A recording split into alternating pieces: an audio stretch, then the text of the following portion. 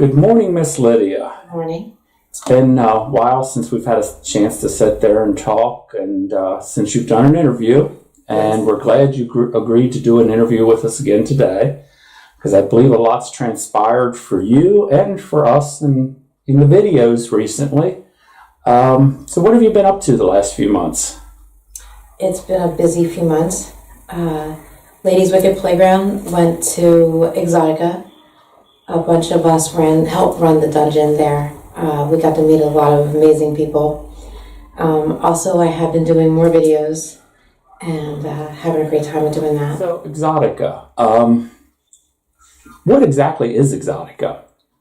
Exotica is a convention that has anyone in an adult industry come out. They set up stands. You get to meet your favorite stars. Chatterbait girls are there. There's all kinds of toys. There's anything you can imagine with the adult industry. And in the back corner, we have a dungeon set up. So you have all the furniture. You have the crosses and the spanking benches and suspension rigs and this giant wheel that you can be strapped to and spun, and we have fire play, and we have a lot going on.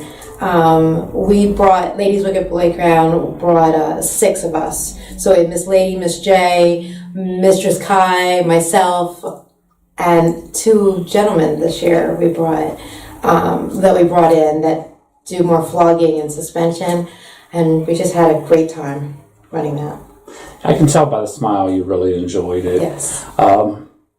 What was your favorite part there? Was it meeting the people or just having the chance to play with some things that you haven't had before? Or it's probably educating those that aren't in the lifestyle. Because you got a lot of people walking up to the dungeon looking terrified. And then we kind of not force them or, make them come in, but we talk them over and let's show them what a flogger feels like, and their face is completely changed into, oh my God, I love that. I thought it would be painful. So Lady and Jay and Kai and I really got an opportunity to teach more about BDSM. How they can add it, for couples, how to add a little kinkiness into the bedroom, or how to use an implement, or what websites to take a look at. And I always have my favorite, so I share that with hundreds, thousands of people go through that dungeon a day. So that's probably my favorite. I can tell you really enjoyed the educational part of it and things like that. If you're talking to a couple right now who want to try to get a little more kinky in their life, what would be, say, maybe the 2 to 5 top toys you would recommend them get to start with? I think I always tell people they have the most amazing implement on the Metal Times, which is their hand. It's free, it's there, and teach them how to spank, and that it doesn't have to be painful, that it can be sexy or it can feel good. And then I like giving a challenge. Go to Dollar Tree, go to Walmart, go to Lowe's, and find 2 or 3 things you think would feel good. Or maybe they'll be creative, so they can get zip ties or rope or wooden dowels, or go in the kitchen section and find paddles, or go and find an electric toothbrush. Let me tell you, there's a lot that you can do with an electric toothbrush. So there's lots of things you can buy and bring into your bedroom. You don't have to spend hundreds and thousands of dollars on fetish websites. You can get creative just at the Dollar Tree and Lowe's and Home Depot and Walmart. What's the most creative thing you've come up with finding at a store that all of us would shop at? I think my electric toothbrush is my favorite. I bring it into so much because it creates vibration, and there's lots of things. If your partner is ticklish, you can use it to tickle them with. You can use it over nipples and all sensitive bits, and it's just a lot of fun. Well, maybe the way you're selling this, maybe we can get you a sponsorship for electric toothbrushes. I don't know. More than for just your mouth. Yes.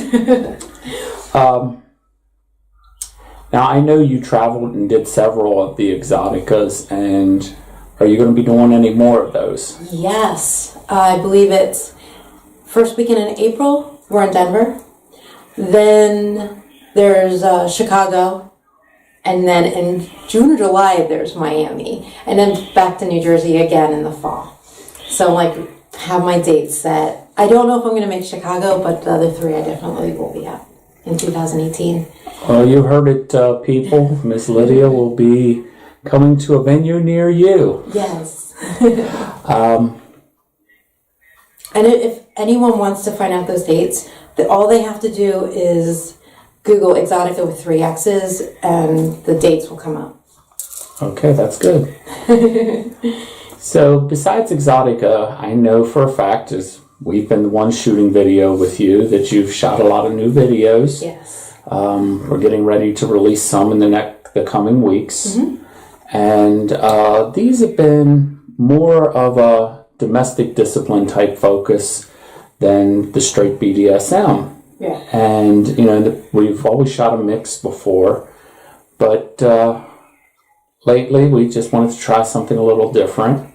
And you shot some ABDL videos. Yes. And some spanking videos.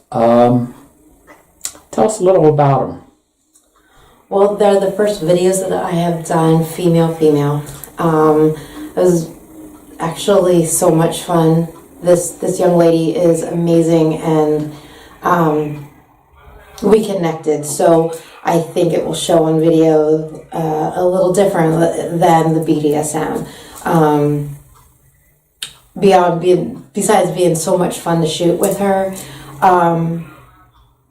it seemed real in some of the videos instead of fake or overacted. It was a lot of fun.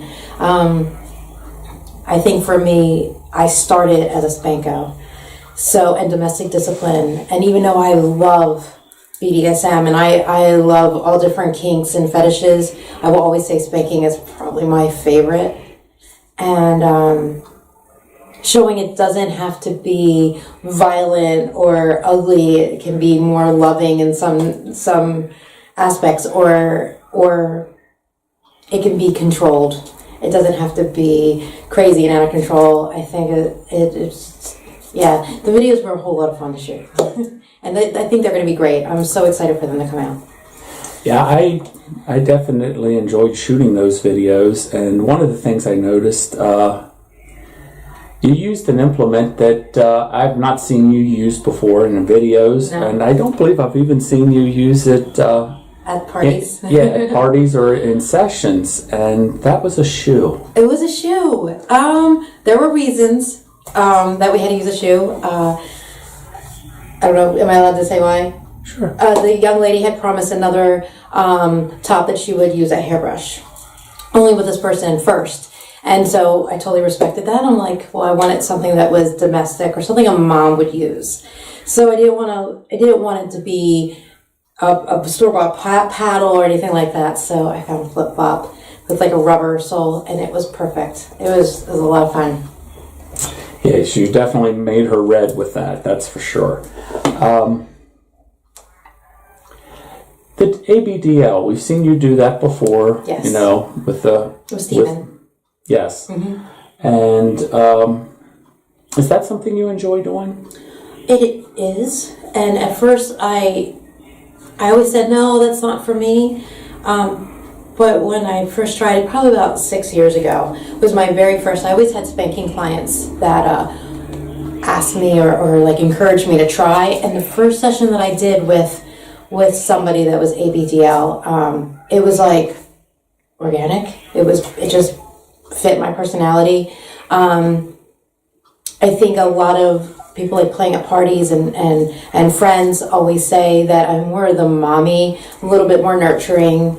I can be sadistic in some situations, but I'm more nurturing and loving. So it just like played with my personality a lot more.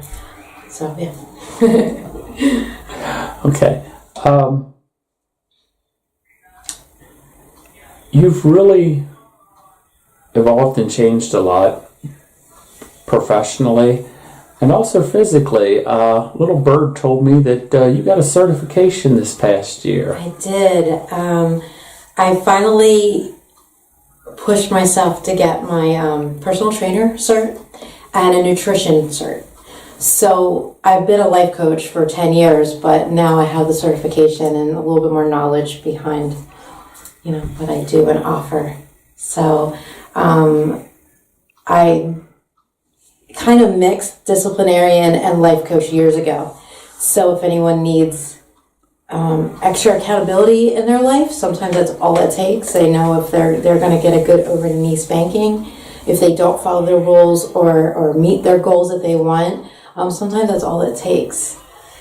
So, and now I have the training that I can teach them more how to use the gym, how to use equipment appropriately. And they won't be able to fool you with, I ate right. Oh, yeah, no. Well, they couldn't really do that before. I even know that I got my cert now. I did have knowledge before with nutrition, but now I just know more.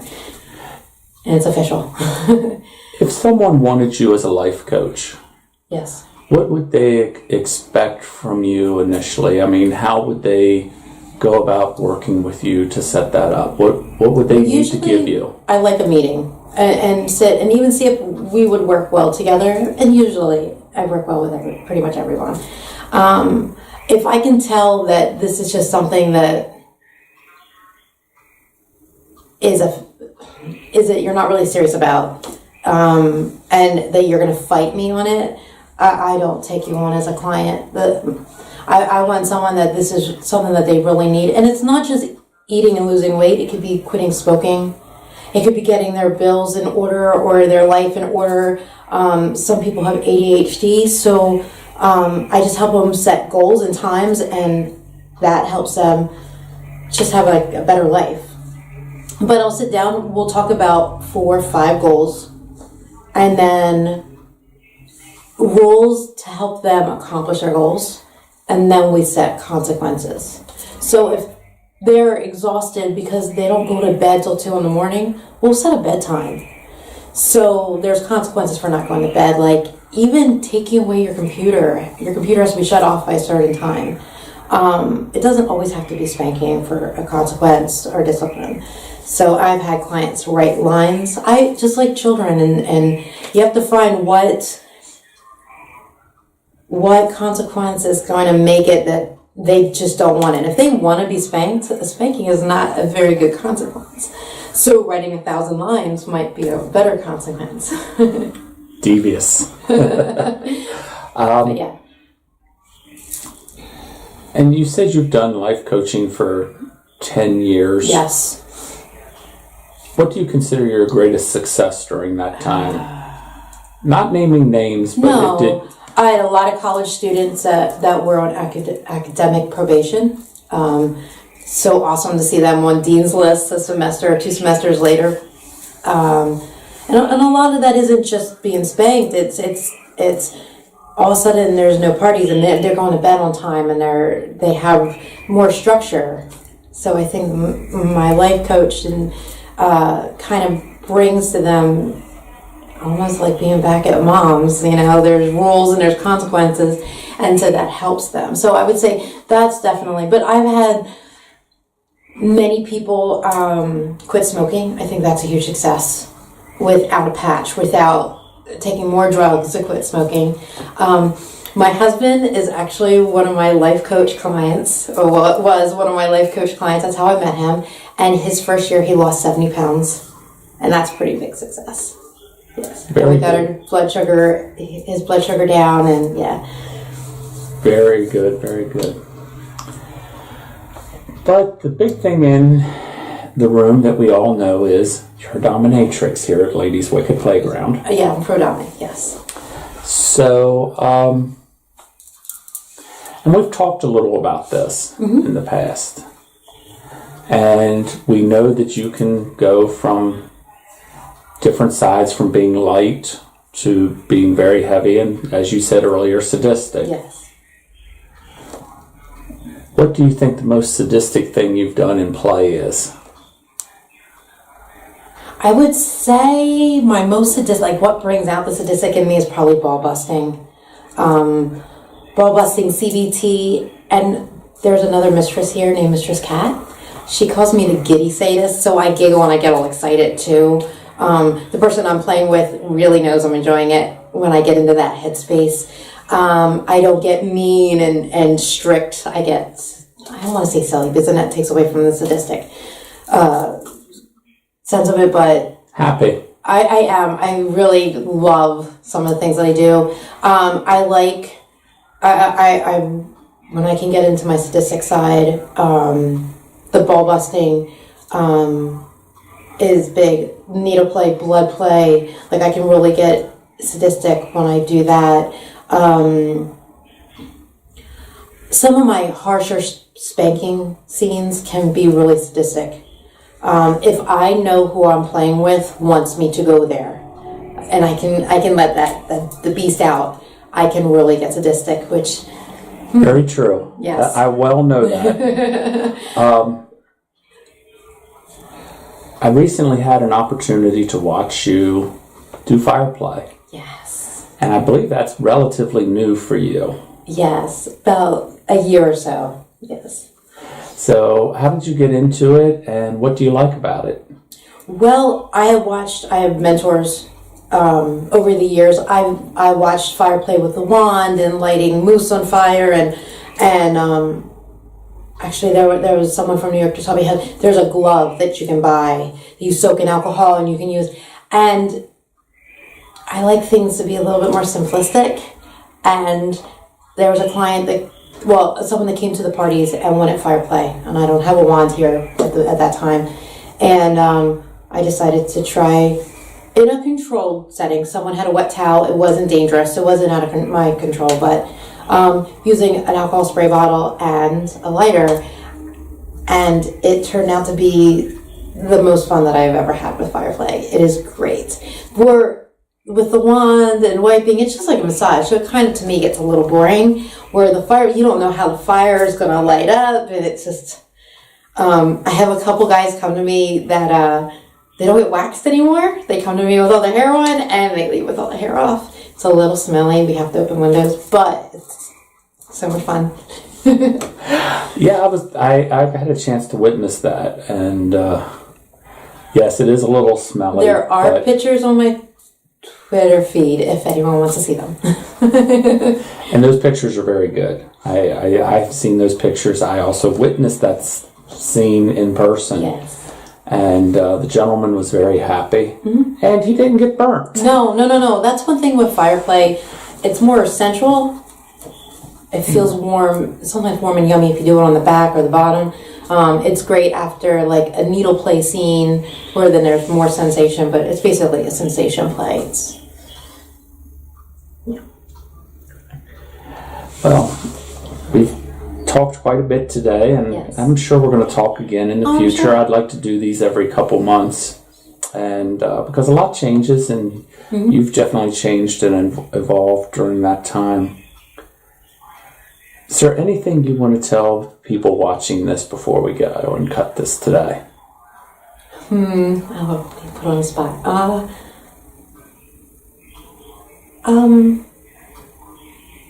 To explore. Not to be afraid to try something. If you see something on video, of course be safe. Don't think you're going to do something with breath play and want to, please be safe. But when you see something you like, and I always say, find a place like Ladies Wicked Playground if you're not here in the Allentown area. Or go on to FetLife, find people that know what they're doing in that area, learn and just do it. Don't wait your whole life. Like, I have clients that come to me in their 60s and 70s, a few in their 80s, and they are like, if I would have only tried this 40 years ago. Don't wait, just try it. And if you don't like it, well then you know. But if you do, and you can learn and grow, it can open a whole new world for you. Okay, well, thank you very much for talking with us today, and we'll talk to you in the future. Okay.